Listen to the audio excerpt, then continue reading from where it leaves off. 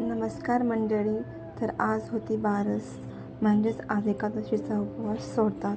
तर सकाळीच मी छान असा स्वयंपाक बनवला होता. त्यानंतर देवाला नैवेद्य वगैरे दाखवून आम्ही उपवास सोडून घेतला. आम्हाला निघायचं होतं गावी जायला, तर आम्ही गावी जायला निघालो. आज आमच्या आई म्हणजे सासूबाई पंढरीची वारी पूर्ण करून घरी येणार होत्या, तर आम्हाला त्यांचं स्वागत करायचं होतं. तर फायनली आम्ही घरी पोहोचलो. घरी गेल्याच्यानंतर आम्ही छोटंसं डेकोरेशन केलं. त्यानंतर आम्ही आईची वाट पाहत बसलो होतो. फायनली त्या आल्या. त्यानंतर ही मुलं पळत पळत त्यांच्याकडं गेले आईंना भेटण्यासाठी. आईंना पाहून त्यांना खूप आनंद झाला होता. त्यानंतर आईंचं आम्ही छान असं वेलकम केलं, त्यांचे पाय धुतले, त्यानंतर आशीर्वाद घेतला. सगळ्यांनी मिळून त्यांचं औक्षण केलं.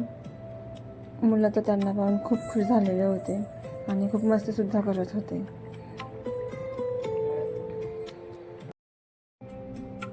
पायवारी करून वारकऱ्याचे पाय थकतात, पण त्यांच्या तोंडावरती विठ्ठलाला भेटलं तर समाधान असतंच.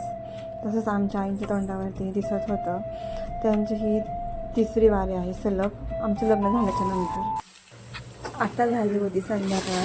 मुलं, आजी आणि पणजीसोबत मंदिरामध्ये गेले होते हरिपाठासाठी. त्यानंतर आम्ही केला छान असा स्वयंपाक.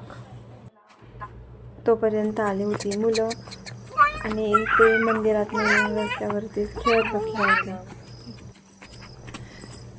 त्यांची छान अशी मस्ती चालली होती.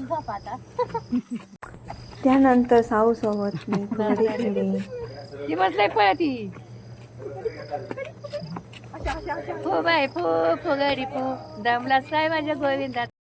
त्यानंतर आम्ही आलो घरी आणि छान असं जेवण केलं. त्यानंतर आम्ही निघालो शिरूरला यायला.